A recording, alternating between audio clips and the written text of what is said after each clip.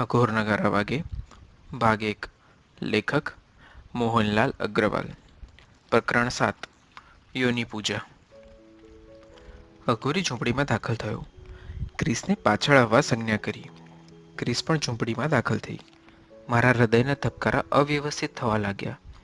ક્રિસની સાથે હું પણ ઝૂંપડીમાં દાખલ થયો. ઝૂંપડી પ્રમાણમાં સહેજ મોટી હતી. ઝૂંપડી તો ફક્ત કહેવા પૂરતી જ હતી, પરંતુ તેની વચ્ચેથી આશરે 4 ફૂટ પહોળો પગથિયાવાળો રસ્તો નીચે ઉતરતો હતો. મોટા પથ્થરો ગોઠવીને પગથિયા બનાવેલા જણાતા હતા. ત્યાંથી અગ્નિપ્રકાશ આવતો હતો. પહેલા અઘોરી, પાછળ ક્રિસ, તેની પાછળ હું. આ રીતે ઝૂંપડીની મધ્યમાં આવેલા ભોંયરામાં અમે નીચે ઉતર્યા.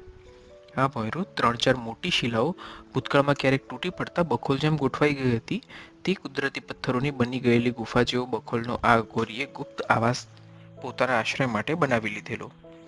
સ્મશાનવત શાંતિ છવાયેલી હતી. ભોંયરામાં એક મોટી ધૂણી હતી. તેની સામે કોઈ જંગલી જાનવરના ચામડાનું આસન બિછાવેલું હતું. એક જાડી ડાળખી સામેની શિલાને ટેકો દેવા માટે રાખી હોય તેમ રાખવામાં આવી હતી.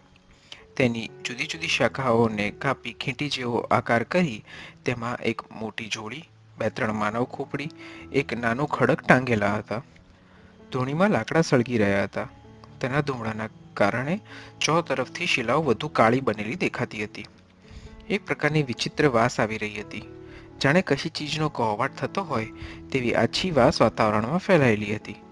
ધૂણીના અગ્નિની જ્વાળાઓના પ્રકાશમાં અઘોરી, તેની ધૂણીમાં ખોડેલું ત્રિશૂળ, ચોતરફનું દ્રશ્ય જોઈ મારા ગાત્રો શિથિલ થઈ ગયા.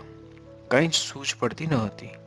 મારું સંપૂર્ણ શારીરિક માનસિક અસ્તિત્વ સ્તબ્ધ અને ભયગ્રસ્ત બની ગયું હતું. ક્રિસ ચાવી દીધેલા પૂતળાની જેમ વર્તન કરી રહી હતી. અઘોરીએ બનાવટી સહાનુભૂતિ દર્શાવવા અમને બંનેને બેસવા માટે જણાવ્યું. મેં બેસવા માટે જમીન તરફ નજર કરી. ત્યાં સુકાયેલા પાંદડા, કચરો, નાના મોટા પશુ પક્ષીઓના હાડકાં, રાખ એવું છૂટું છવાયેલું પડેલું જણાતું હતું. અઘોરીએ સામે પડેલું એક રીંછનું ચામડું તથા એક ફાટેલું ગોદડું લઈને પાથરવા આજ્ઞાવાહી અવાજમાં જણાવ્યું. હું કંઈક અંશે સ્વસ્થતા પ્રાપ્ત કરવા લાગ્યો હતો. લૂંટાયા પછી ભો શો અને આગે આગે ગોરખ જાકે એવા બધા વિચારોથી મનને આશ્વાસન આપવા લાગ્યો. મેં રીંછનું વજનદાર ચામડું પાથર્યું. તેના ઉપર ફાટેલા ગોદડાને ખંખેરીને પાથર્યું. હું અને ક્રિસ બંને પાસે તેની ઉપર બેઠા. ક્રિસ જાણે કોઈ સંગ્રહ સ્થાનમાં અથવા ખજૂરાહોની ગુફા જોવા આવી હોય તેમ ચારે તરફ જોઈ રહી હતી. અઘોરીએ પોતાના આસન ઉપર બેસી સામે ટાંગેલી મોટી જોડીમાંથી ખપ્પર બહાર કાઢ્યું. તેણે માથા ઉપર એક ખપ્પર ટાંક્યું હતું તે બાજુમાં મૂક્યું. એક લાલ રંગની પાંબરી જેવી ઓઢણી તેને માથા ઉપર બાંધી. તેનો એક છેડો લટકતો રાખ્યો. જોડીમાંથી કાઢેલા ખપ્પરને હાથમાં લઈ કંઈક હોઠ ફફડાવીને ફૂંક મારીને ઓઢણીનો છેડો ખપ્પર ઉપર તરત જ ખસેડી લીધો. આ કામગીરી એકાદ મિનિટમાં તેણે કરી લીધી. ખપ્પર તેણે ક્રિસ સામે મૂક્યું. તેમાં 2-3 પડ્યા હતા જેમાં પૂરી, પેંડા અને દહીં ભરેલા હતા. ક્રિસને તેણે ખાઈ લેવા જણાવ્યું. ક્રિસ કાંઈ પણ ક્ષોભ વગર મારા વિશે વિચાર્યા વિના ખપ્પરમાંથી વસ્તુઓ લઈને ખાવા લાગી. મારા ભૂખ તરસ અદૃશ્ય થઈ ગયા હતા. ગળું સુકાતું હતું. મેં બેઠા બેઠા જ આજુબાજુમાં નજર ફેરવી. મારી પાછળ 2 નાની હાંડી અને એક કાંઠો તૂટેલી માટલી પડી હતી. હાંડી ઉપર માટીના શકોરા ઊંધા ઢાંકેલા હતા. બાજુમાં સૂકા લાકડા પડ્યા હતા. તેની પાસે એક મોટો તબલ પડ્યો હતો. તબલ એટલે ફરસીના ઘાટનો મોટો ફારસો જેના બંને ખૂણા ગોળાકાર હોય છે. લાકડા કાપવાના કામમાં મોટે ભાગે સાધુ લોકો વાપરતા હોય છે. મેં મનોમન આ તબલને આત્મરક્ષાના સાધન તરીકે સ્વીકારી લીધું. ક્રિશે જમી લીધું.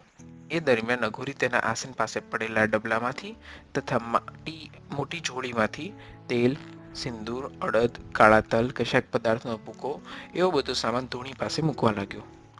બધું બરાબર ગોઠવી તેની ચકાસણી કરી લીધી. મારા મનમાં ભય અને શંકા ઉત્પન્ન થવા લાગી. અઘોરીની આ તૈયારી જાણે બલી આપવાની હોય તેવું મને જણાયું. તેને ક્રિસને બધા વસ્ત્રો દૂર કરી સામે બેસવા આજ્ઞા કરી. ક્રિસે પોતાના બેડરૂમમાં વસ્ત્રો ઉતારતી હોય તેમ પેન્ટ શર્ટ ઉતારી બાજુમાં મૂકી દીધા અને નગ્નાવસ્થામાં અઘોરીએ દર્શાવેલ જગ્યા ઉપર બેસી ગઈ. અઘોરીનો ચહેરો ગંભીર જણાતો હતો. તે ક્રિસની આંખોમાં આંખો પરોવી કશુંક મંત્રોચ્ચાર જેવું બોલી રહ્યો હતો.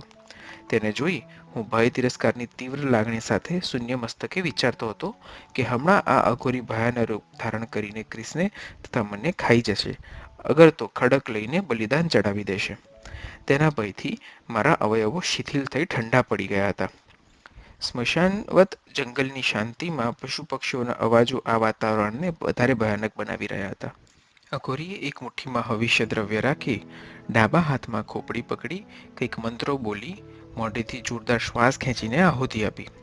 આહુતિ આપતાની સાથે જ લીલા રંગની મોટી જ્વાળા પ્રકાશિત થઈ. ગુફામાં ક્ષણભર માટે લીલો પ્રકાશ પથરાઈને ધૂણીમાં જ સમાઈ ગયો. હવે તેણે ક્રિસ તરફ ધ્યાન કેન્દ્રિત કર્યું.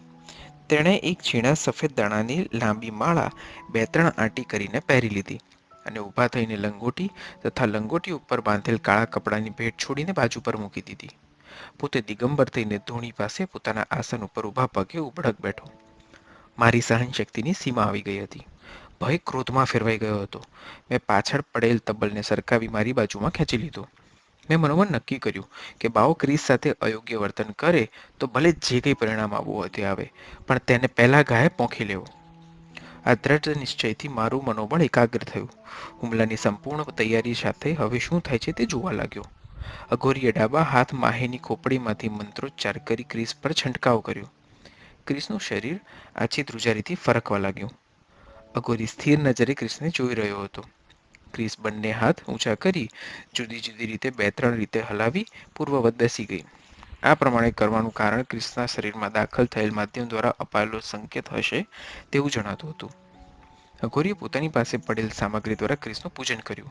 ત્યારબાદ ધૂણીમાં કંઈક સુગંધિત પદાર્થ નાખીને કંઈક મિશ્ર પદાર્થ હાથમાં લઈ ક્રિસની યોનિ તરફ આહુતિ મુદ્રાથી 3 આહુતિ આપી.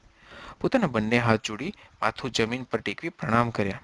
ફરી હવન દ્રવ્ય હાથમાં લઈ ધૂણીમાં નાખતા લીલો પ્રકાશ ફેલાઈને અદૃશ્ય થઈ ગયો. તેણે ક્રિસને ઊભા થઈ જવાની આજ્ઞા આપી. ક્રિસ ઊભી થઈને પોતાના કપડાં પહેરી મારી પાસે આવીને બેઠી. મને હવે ક્રિસથી પણ ભય લાગવા માંડ્યો હતો. અઘોરી ઊભો થઈ જોડી તથા ખોપરી બંને ખભા પર ટાંગી લંગોટી બાંધીને બહાર ચાલ્યો ગયો. થોડીવાર તેની રાહ જોયા બાદ મેં ક્રિસ તરફ જોઈ તેને કહ્યું, તને શું થાય છે? કેમ તું મને નથી ઓળખતી? તું શું કરે છે? શા માટે કરે છે? તેનું કંઈ તને ભાન છે? મેં લગભગ મારું બધું મનોબળ એકત્ર કરી વ્યગ્રતાથી તેને પ્રશ્નો પૂછી નાખ્યા. તે ઘડીભર શાંત બેસી રહી. તેની ચૂપકીથી મારા માટે કોયડો બની ગઈ હતી. થોડી વારે તેણે મારી સામે જોયું. હું તેની આંખોમાં મારા પ્રશ્નોના ઉત્તર શોધી રહ્યો હતો. જાણે મૂર્છાવસ્થામાં જ તેણે જવાબ આપ્યો, કાંઈ યાદ નથી, ઊંઘ આવે છે. આટલું બોલી જાણે તૂટી પડતી હોય તેમ બેઠી હતી ત્યાં જ નિદ્રાવશ થઈ ગઈ. એકાએક આવી પડેલા સંકટમાંથી શો માર્ગ કાઢવો તે સૂચતું ન હતું. ક્ષણવાર માટે કુટુંબીઓ, બાળકો, મિત્રો સૌનું સ્મરણ થતાં આંખો ભીની બની ગઈ. શું જીવનનો આ રીતે કરુણ અંત આવશે? અહીં કોણ મદદે આવશે? આ રીતે જોતજોતામાં જીવન મૃત્યુનો વળાંક આવી જશે એવી કલ્પના પણ ન હતી. અઘોરી કઈ ઘડીએ શું કરશે તે સમજી શકાય તેમ ન હતું. ગાઢ જંગલ, ચોમાસાનું ભયાનક વાતાવરણ, જુદા જુદા પ્રાણીઓના અવાજ, ભયાનક એકાંત, ક્રિસની માનસિક બેહોશી, આ બધા કારણોથી મારી દયજનક પરિસ્થિતિનો હું જ સાક્ષી હતો. મેં ક્રિસ તરફ નજર કરી. તે નિર્ભયતાથી શાંતપણે ઊંઘી રહી હતી. મેં ઊભા થઈને 2-3 લાકડા ધૂણીમાં ગોઠવ્યા. પ્રકાશ તથા ગરમી જળવાઈ રહે તે માટે સળગતા લાકડા સાથે નવા લાકડા વ્યવસ્થિત ગોઠવી જ્વાળા નીકળે તે જોતો રહ્યો. ક્રિસની પર્સમાંથી સિગરેટ કાઢીને સળગાવી. ઊંઘ આવતી હતી છતાં ભયના કારણે ઊંઘી શકાતું નહોતું. મેં ઘડિયાળ તરફ જોયું. 2:30 વાગ્યા હતા. એકાએક ક્રિસ કંઈક બબડવા લાગી અને ચીસ પાડીને બેઠી થઈ ગઈ. ભયથી મારા રૂંવાડા બેઠા થઈ ગયા. તે શું કરે છે તે જોવા માટે શાંત રહ્યો. તેણે આંખો ખોલી મારી સામે જોયું, આજુબાજુ જોયું. કંઈક ક્ષોભ અને સંકોચના કારણે તે ઊભી થવા પ્રયત્ન કરતી હતી, પણ મેં ઉઠીને તરત તેને આશ્વાસન આપવાના વિચારે બેસી રહેવા જણાવ્યું. હું તેની પાસે બેઠો. તેની માનસિક અવસ્થા જાણવા તેને કુશળતાના સામાન્ય પ્રશ્નો પૂછવા લાગ્યો. મારા હાથમાંની સળગતી સિગારેટ પીવા જણાવ્યું. તેણે સિગારેટ લઈને પીવા માંડી. મેં અનુમાન કર્યું કદાચ માનસ ઉપરની અસર ઓછી થઈ લાગે છે. તેણે કહ્યું, હું જે કરું છું તે મને કંઈ યાદ નથી આવતું, પણ ઘણા વર્ષો પહેલાં તમે કહો છો તેવું જોયું હોય તેમ લાગે છે. મેં તેની સ્મૃતિના અરીસાને વધુ સ્પષ્ટ કરવા કહ્યું, અત્યારે તું જે વાતાવરણમાં છે તે વિશે વિચાર કર. વર્ષોની વાત જવા દે. મારા શબ્દો તેને વધુ અકળાવતા હોય તેમ લાગ્યું. તે વ્યાકુળ ભાવે બધું જોઈ રહી હતી. મને એમ લાગતું હતું કે તે જાણે માનસિક સમતુલા જાળવવા મથી રહી હતી, પણ કોઈ અગમ્ય એવી શક્તિ તેને તેમ કરતા રોકી રહી હતી. હું ખૂબ જ ક્ષીણ થઈ ગયો હોઉં તેવું મને જણાતું હતું. માનસિક રીતે તાણ ભોગવીને થાકી ગયો હતો. ભૂખ, તરસ, નિસહાયપણે સહન કર્યા સિવાય છૂટકો ન હતો. ક્રિસના હાવભાવ પરથી જણાતું હતું કે કંઈક અંશે તે સ્વસ્થ થઈ છે. આ પ્રમાણે ભયગ્રસ્ત વાતાવરણમાંથી બચવા માટે આર્તનાદથી મનોમન ઈષ્ટદેવને પોકારી રહ્યો હતો. આપત્તિ, કષ્ટ, ભયની પરાકાષ્ઠાનો અનુભવ થાય ત્યારે જ શરણાગતિ દ્વારા ઈશ્વરનું સ્મરણ સાચી રીતે થાય એ અનુભવ સિદ્ધ હકીકત છે.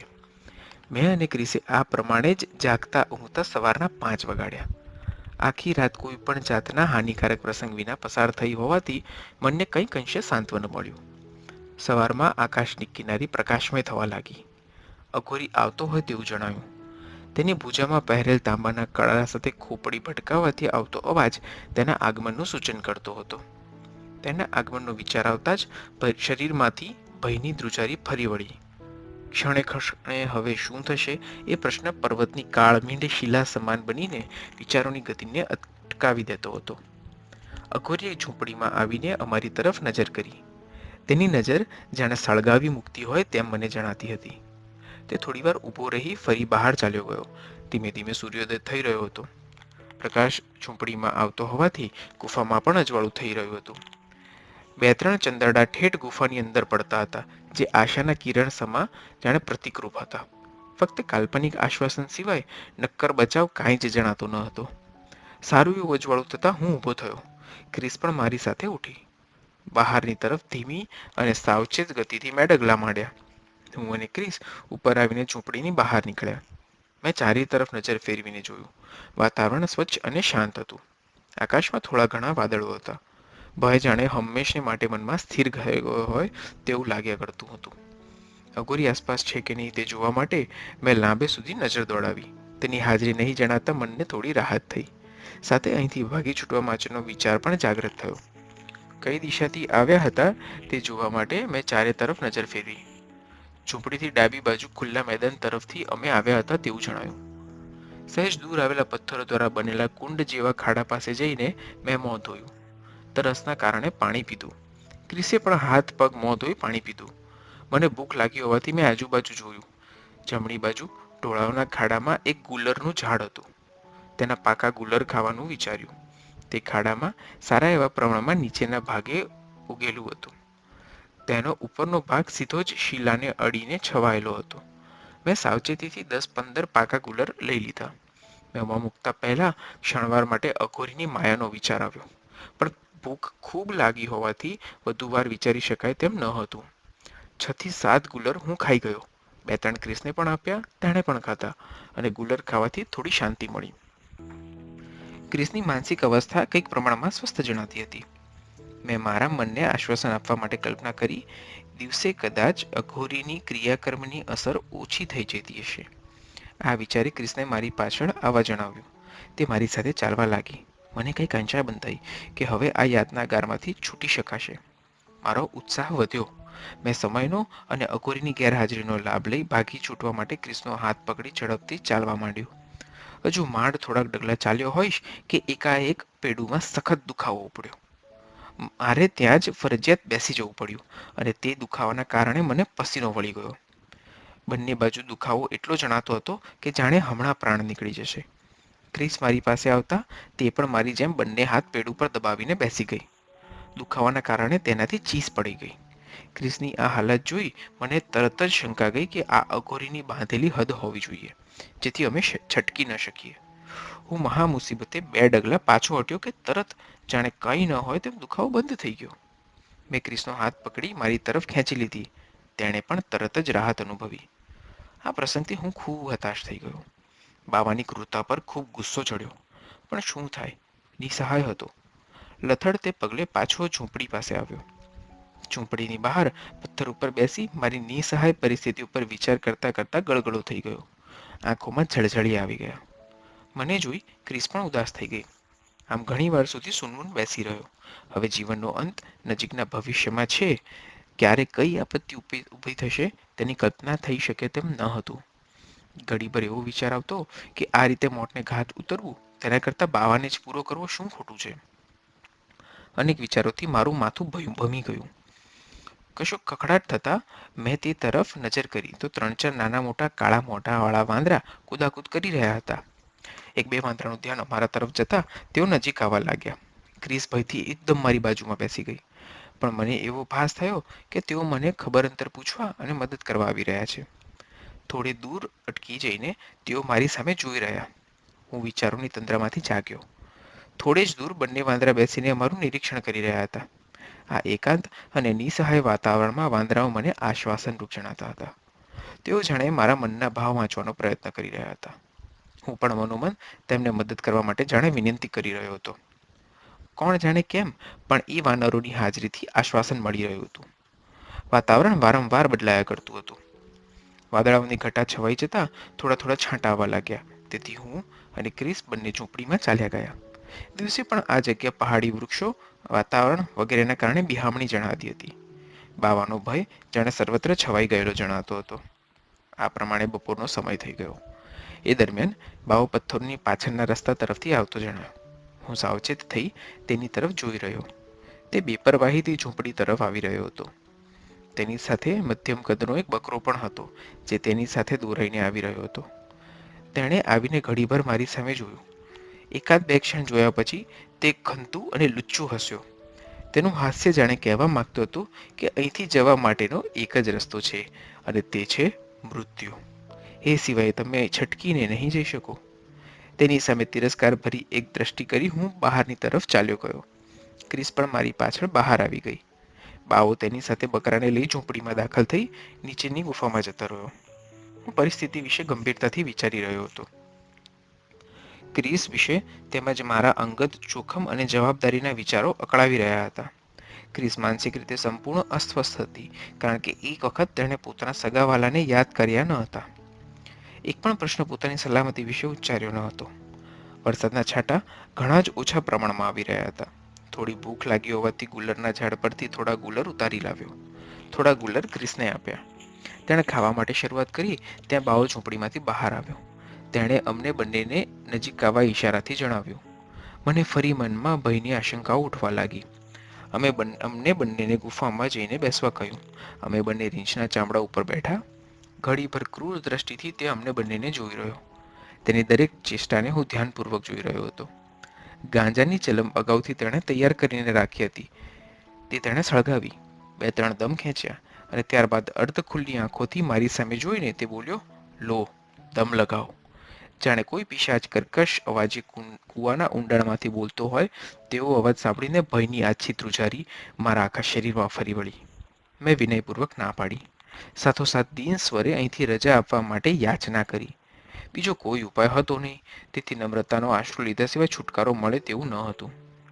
ઘડીભર બાવાએ વિચાર કર્યો. પછી ઉગ્ર સ્વરથી ગુસ્સામાં બોલ્યો, આ છોકરી અહીંથી જઈ નહીં શકે.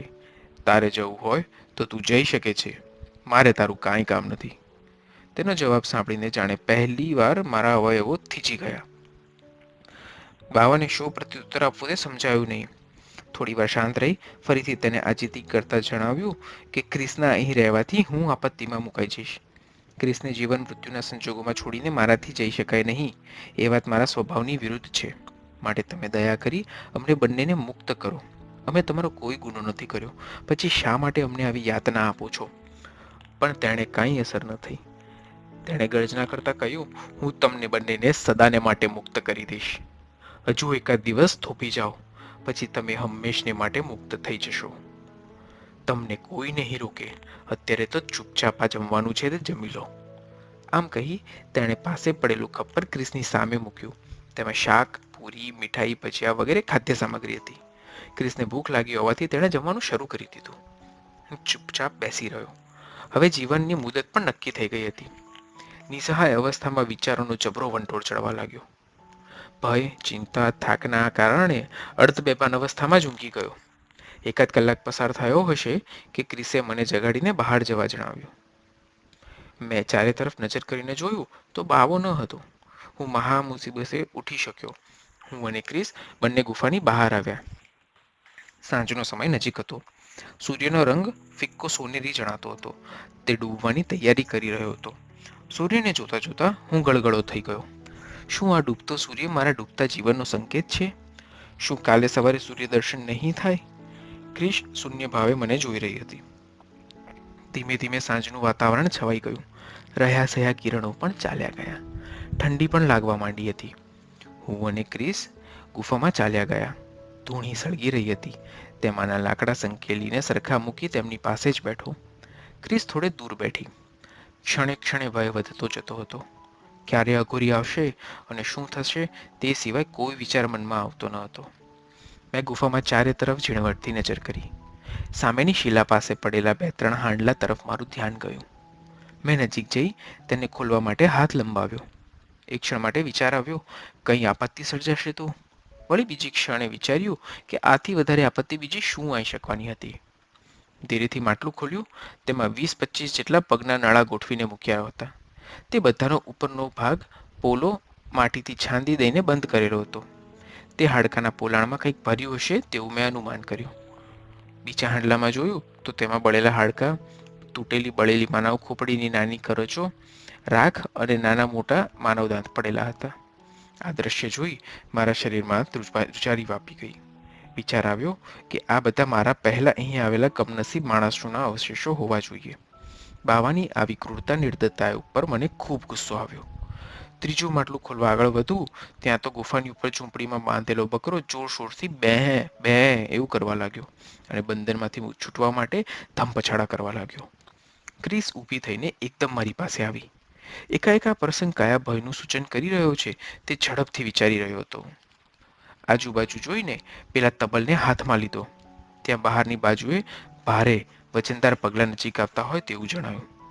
ક્ષણવાર હું સ્તબ્ધ થઈને ગુફાના દ્વાર તરફ નજર માંડી એક ધ્યાનથી જોઈ રહ્યો હતો.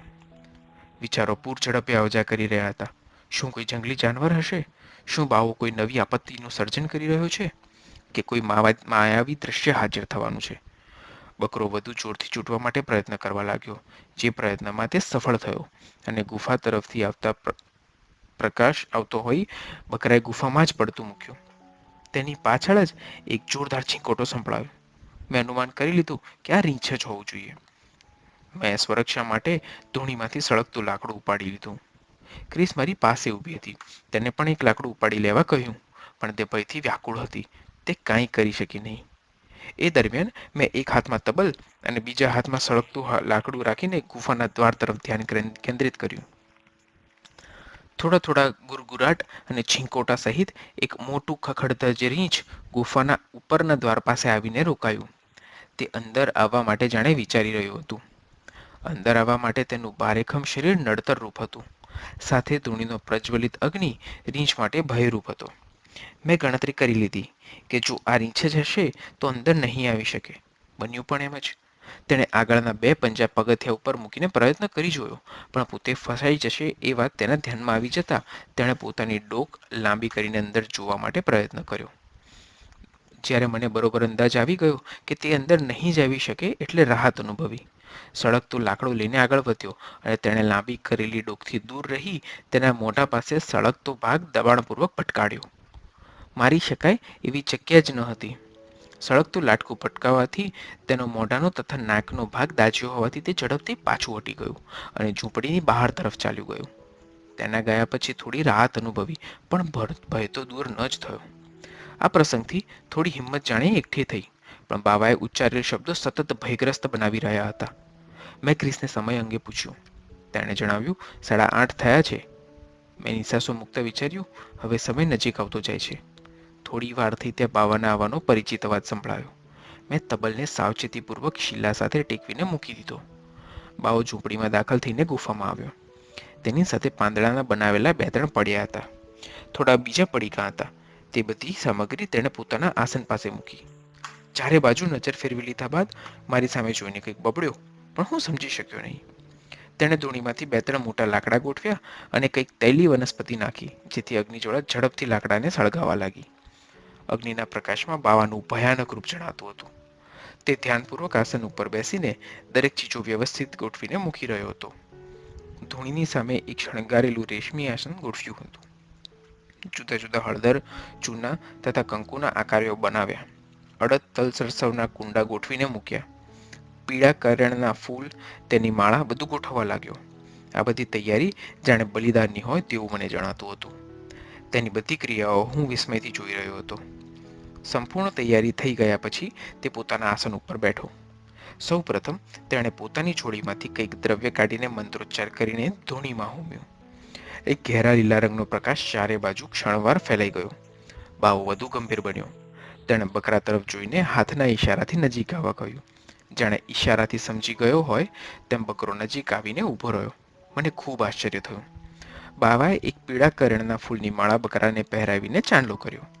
તેના શિંગડા ઉપર એક દોરા જેવું કંઈક બાંધ્યું. પછી થોડી વાર અમુક મંત્રો બબડતો રહ્યો. મંત્રો બોલતા પોતે કંઈક અકળામણનો અનુભવ કરી રહ્યો હતો તેમ જણાવ્યું. તેણે બકરા સામે દ્રષ્ટિ સ્થિર કરી. બકરો ધ્રુજવા લાગ્યો. તેની શરીરના બધા જ રૂવાડા સોયની જેમ ઊભા થઈ ગયા. બાવાએ જુદા જુદા દ્રવ્યોની એક આહુતિ આપી અને મોટેથી ત્રાડ પાડીને બોલ્યો, કાલી બજા દે તાલી, ભેજ મુર્દા હે ખાલી. તેના આ શબ્દો મને આજે પણ સારી રીતે યાદ છે. આ ત્રાડ મારી છાતીમાં ઘૂસી ગઈ હોય તેવું મને જણાયું. આ પ્રમાણે ત્રાડ મારતાની સાથે જ તેણે નાનું ખડગ ઉપાડીને બકરાની ડોક પર માર્યું. એક જ ઘાએ તેનું માથું ધડથી જુદું થઈને ધૂણીમાં પડ્યું. ધડમાંથી લોહી વેગપૂર્વક વહેવા લાગ્યું. તે લોહીને બાવાએ ખપ્પરમાં ભરી લીધું. લોહીનો સ્ત્રાવ બંધ થતાં સુધી તે ખપ્પર લગભગ ભરાઈ જવા આવ્યું. બકરાના ધડને સહેજ ધક્કો મારીને તેણે પાડી લીધું અને ખેંચીને આસનથી દૂર મૂક્યું. બકરાના સળગતા માથામાંથી માંસ વાળની દુર્ગંધ આવી રહી હતી. લોહી ભરેલા ખપ્પર ઉપર બે હાથ મૂકી અમુક મંત્રો બોલી પોતાની જોડીમાંથી એક ખોપરી કાઢીને ધૂણી પાસે મૂકી અને જમણા હાથનો પંજો લોહીમાં બોળી ખોપરી ઉપર તે લોહી ભીનો પંજો છાપીને કંઈક મંત્રો બોલ્યો. બંને હાથ વડે ખપ્પરને ઉપાડી વીરાસને બેસી તેણે ખપ્પર મોઢે માડી દીધું અને એક જ શ્વાસે તે બધું લોહી પી ગયો. જ્યારે તેણે ખપ્પર મોઢાથી દૂર ખસેડ્યું ત્યારે લોહીથી ખરડાયેલી તેની દાઢી મૂછવાળો ચહેરો હિંસક પશુ જેવો ભયંકર જણાતો હતો. તેની આ ક્રિયાથી મારા ગાત્રો શિથિલ થઈ ગયા હતા. ક્રિસ શૂન્યપણે ભાવહીનપણાથી આ બધું જોઈ રહી હતી. બાવાએ ક્રિસને કપડાં ઉતારીને સામે સ્થાપેલ રેશમી આસન ઉપર બેસવા આદેશ આપ્યો. ક્રિસ પૂતળાની માફક ઊભી થઈ. તેણે શરીર પરથી વસ્ત્રો દૂર કરી દર્શાવેલ આસન ઉપર બેઠક લીધી. તે ટટ્ટાર બેઠી. બાવાએ ક્રિસ પાસે આવી તેના વાળ ક્લિપમાંથી ખોલીને છૂટા કરી નાખ્યા. પોતાના આસન ઉપર બેસતા પહેલા તેણે પોતાની ભેટ લંગોટી ખોલીને દિગંબર થઈને બેઠક જમાવી. આ સમયે મારા મનમાં અસંખ્ય શંકાઓ વિચારો ઝડપથી પસાર થઈ રહ્યા હતા. મારે શું કરવું તે નિર્ણય લેવા હું મથી રહ્યો હતો. એક વાત તો નિશ્ચિત હતી કે આજની રાત એ છેલ્લી રાત છે. પછી કાયરની જેમ શા માટે મરવું? દૃઢ નિર્ણય થતાં જ જાણે ભય ચિંતા એકદમ દૂર થઈ ગયા. ભય અને ચિંતાના સ્થાને ક્રોધ અને યોજના આવી ગઈ. બાવા અને મારી વચ્ચે કેટલું અંતર છે, ક્યારે ઘા કરવો, ક્યાં કરવો, કેટલી ઝડપ અને શક્તિથી કરવો, આ બધું વિચારી રહ્યો હતો. મારી બાજુમાં પડેલ તબલને ખરા મોકા પર દગો નહીં આપે તેવી દ્રષ્ટિથી ચકાસી લીધો. આ બાજુ બાવો તેની વિધિમાં પૂર્ણ રીતે મશગુલ થઈને તૈયારી કરી રહ્યો હતો. ધૂણીમાં લાકડા વ્યવસ્થિત કરી વધુ અગ્નિજ્વાળા જાગ્રત કરી રહ્યો હતો. અગ્નિની જ્વાળામાં સમગ્ર ગુફા, તેમાં પડેલ વસ્તુઓ, અઘોરી બધું જ ભયજનક દેખાઈ રહ્યું હતું. બાવાએ એક કુંડામાંથી અડદના દાણા લઈને મુઠ્ઠીમાં બંધ કર્યા.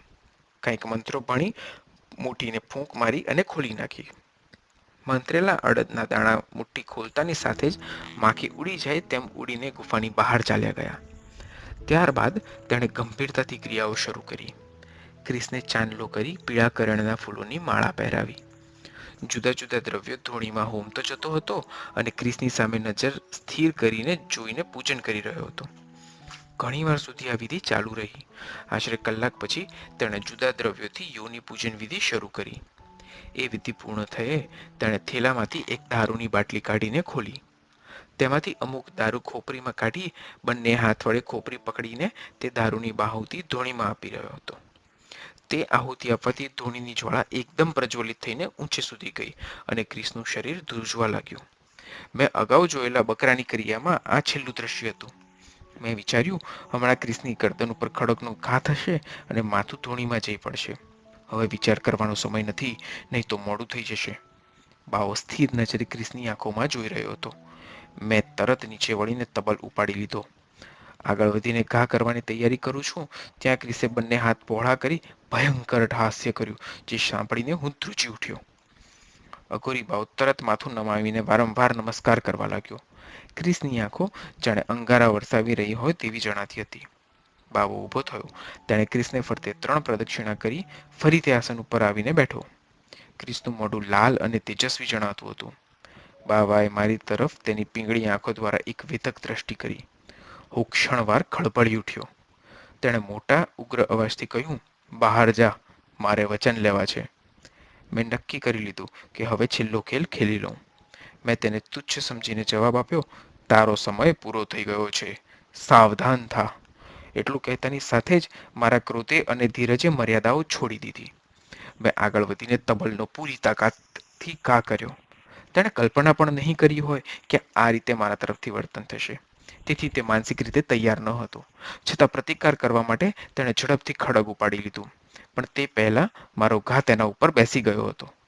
તેનો જમણો ખભો ચીરાઈ ગયો. તેની જરા પણ પરવા ન કરતા તે મારા તરફ ખુન્નસ ભરેલી આંખોથી જોતો આગળ વધ્યો. હું સ્વ બચાવ સાથે બીજા ઘા માટે તૈયાર હતો. પણ ત્યાં જ ગુફાની બહાર ભયાનક જબરજસ્ત અવાજ થયો અને સાથોસાથ એક પ્રચંડ અટ્ટહાસ્યનો ઘોર અવાજ સંભળાયો, જે સાંભળીને મારું સમગ્ર અસ્તિત્વ ભયથી ધ્રુજી ઉઠ્યું અને ઘા કરવાની વાત તો બાજુ પર રહી, પણ ઊભા રહેવાની પણ શક્તિ ન બચી.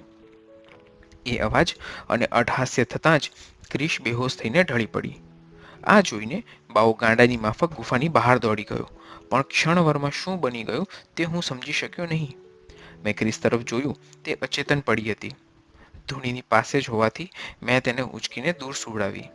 તેના ઉપર રીંછનું ચામડું ઓઢાડ્યું. તેનું શરીર ઠંડુ થઈ ગયું હતું. હું ભયથી ઠંડો થઈ ગયો. કાંઈ સૂચતું ન હતું. હવે બાવો કોઈ પણ રીતે મારી નાખશે તેમાં શંકા નથી, માટે હિંમતપૂર્વક સામનો કરી લેવાનો છેલ્લો નિર્ણય મેં કરી લીધો. બાવાને ગયાને એકાદ મિનિટ થઈ હશે કે ઝૂંપડીની બહાર જરા દૂરથી એક કારમો ચિત્કાર સંભળાવ્યો. મારાથી સમજાઈ ના શકાયું કે આટલો હૃદયદ્રાવક અવાજ શાનો હોઈ શકે. છેવટે શંકા કુશંકાથી મન ઘેરાઈ વળ્યું અને વિચાર્યું કે બાવો હવે જે છેલ્લી રચના કરી રહ્યો છે તેમાં બચાવ કરવાની કોઈ જગ્યા જ નહીં હોય. મનોમન ઈષ્ટદેવ હનુમાનજીનું સ્મરણ કર્યું. સાથે વિનંતી કરી, હે નાથ, તમે પળવારમાં બધું કરવા સમર્થ છો, મારી રક્ષા કરો. એક વાત અહીં કબૂલી કરી લઉં છું કે તે સમયે જે ઈશ્વરને હૃદયપૂર્વક યાદ કર્યા હતા તે રીતે અગાઉ કે ત્યાર પછી ક્યારેય યાદ નથી કર્યા. પણ ઈશ્વર પ્રત્યે દ્રઢ વિશ્વાસ અને પ્રેમ સ્થાપિત થયો તે હકીકત છે. આ પ્રમાણે સ્મરણ કરતા કરતા સમય પસાર થતો રહ્યો હતો. ઘડિયાળમાં જોતા જણાયું કે લગભગ 3નો સમય થઈ ગયો છે. આ તરફ ક્રિસ એમને એમ પડી હતી. તેની ચિંતા થવા લાગી. મેં ધૂણીમાં 2-3 લાકડા મૂકીને અગ્નિને સત્તેજ કર્યો. ધૂણીમાં હજી પણ બકરાનું માથું સળગીને છેલ્લા અવશેષ રૂપે બાકી હતું. મેં ક્રિસને સ્પર્શ કર્યો. તેના શરીરમાં ગરમી જણાતી હતી. મેં તેને જગાડવા પ્રયત્ન કર્યો. થોડા જ પ્રયત્ને તે જાગી ગઈ. જાગતા જ સાથે જ તે આજુબાજુ તેમજ મને ગાંડાની માફક વ્યાકુળ થઈને જોવા લાગી. મને પણ તેનું વર્તન વિચિત્ર તેમજ ભયજનક જણાવ્યું. મેં શાંતિથી તેને પૂછ્યું, ક્રિસ, તને શું થાય છે? તારી તબિયત કેમ છે? તેણે પોતાના શરીર પર દ્રષ્ટિ કરી. તે એકદમ સંકોચાઈ ગઈ. મેં તરત તેને તેના કપડાં આપ્યા અને બીજી તરફ મોઢું ફેરવી લીધું. તેણીએ કપડાં પહેરી લીધા. તેનામાં થયેલા પરિવર્તનથી મને આનંદ થયો. પણ એકાએક પસાર થતા જુદા જુદા પ્રસંગોથી હું ખૂબ જ ગુંગળાઈ ગયો હતો. ક્રિસ મારી પાસે આવીને બેઠી. મારી સામે સ્થિર નજરે જોઈ રહી. હું તેની સ્વસ્થતા અંગે વિચારી રહ્યો. તેણે પૂછ્યું, આ આપણે ક્યાં આવ્યા છીએ? કોની પાસે આવ્યા છીએ? અહીં શું કામ છે? આ બધા પ્રશ્નો સાંભળીને મને ખૂબ આનંદ થયો, પણ આમ થવાનું કારણ સમજાયું ન. મેં ક્રિસને બહુ યાદ કરવા ગયો, પણ તેને કંઈ યાદ આવતું ન હતું. ફક્ત તેણે દીનાનાથજીને ત્યાંથી નીકળ્યા અને બીજા કોઈ સાધુએ તેને ચિલ્લમ આપી એટલું જ યાદ આવતું હતું. મેં ટૂંકમાં તેને બધી વાત કહી સંભળાવી. તે ખૂબ જ ભયભીત થઈ ગઈ. મેં તેને આશ્વાસન આપીને બિલકુલ નહીં ડરવાનું જણાવ્યું. તેણે અસંખ્ય પ્રશ્નોની ઝડી વરસાવી. મેં ટૂંકમાં તેના મનનું સમાધાન કરતા જણાવ્યું કે હજુ આપણે ભયમુક્ત નથી થયા, માટે સાવચેત રહેવું જરૂરી છે. આ પ્રમાણે અમારી વાતોમાં સમય પસાર થતાં આશરે 5 વાગે એકાએક જાણે કોઈ સુગંધિત દ્રવ્યનો હવન થયો હોય તેવી સુવાસ આખા વાતાવરણમાં ફેલાઈ ગઈ.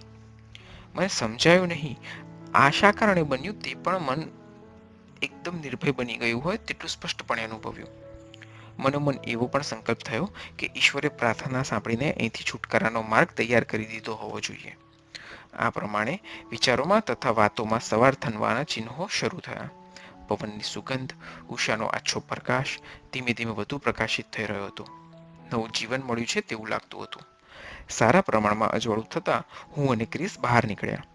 બહાર કંઈ જોખમ હોય તો એવી શંકાથી તબલ પણ સાથે લીધો. સાવચેતીપૂર્વક ચારે તરફ નજર કરી બધું જ શાંત અને યથાવત જણાતું હતું. ક્રિસ પણ વિસ્મય ભાવથી બધું જોઈ રહી હતી. તેના ચહેરાના ભાવો હું વારંવાર જોઈને તેના પરિવર્તનનું કારણ શોધવા મથી રહ્યો હતો. હું અને ક્રિસ ઝરણા પાસે જઈને હાથ મોઢું ધોઈ થોડું પાણી પીને ત્યાં એક શીલા ઉપર બેઠા. આકાશ સ્વચ્છ હતું. સૂર્યનારાયણ આકાશમાં પોતાની યથાવત ગતિ પ્રમાણે જઈ રહ્યા હતા. ક્રિસ બાથરૂમ જવા માટે મારી પાસેથી ઉઠીને થોડી દૂર ગઈ, પણ ચીસ પાડીને તે દોડતી પાછી આવી. તે ખૂબ ગભરાઈ ગયેલી જણાતી હતી. હું ત્વરાથી ઊભો થઈ ગયો. મેં પૂછ્યું, શું છે? તે કાંઈ બોલી નહીં. તે જે દિશામાં ગઈ હતી તે તરફ આંગળી ચીધીને મારા બંને હાથ પકડી પાછળ સંતાઈ ગઈ. હું ઘડીભર વિચારમાં પડ્યો. શું હશે? પછી સંભાળપૂર્વક તે દિશામાં આગળ વધ્યો. ત્યાં જોયું તો હું સ્તબ્ધ બની ગયો. એક પીલુડીના વૃક્ષ નીચે અઘોરીનો મૃતદેહ વિકૃત રીતે ચૂંથાયેલો પડ્યો હતો. તેનો જમણો પગ ચાંગથી તૂટી જઈને પીલુડીના ઝાડ ઉપર ટીંગાતો હતો. એ જ રીતે આંતરડાઓ પણ ટીંગાતા હતા. પેટનો ભાગ અને છાતીનો ભાગ ખાલી ખોખા પ્રમાણે પિંજરા જેવો પડ્યો હતો. ગરદન મરડી ખેંચીને લાંબી કરી નાખી હોય તેવું જણાતું હતું. આંખોની જગ્યાએ ઊંડા ખાડા દેખાતા હતા.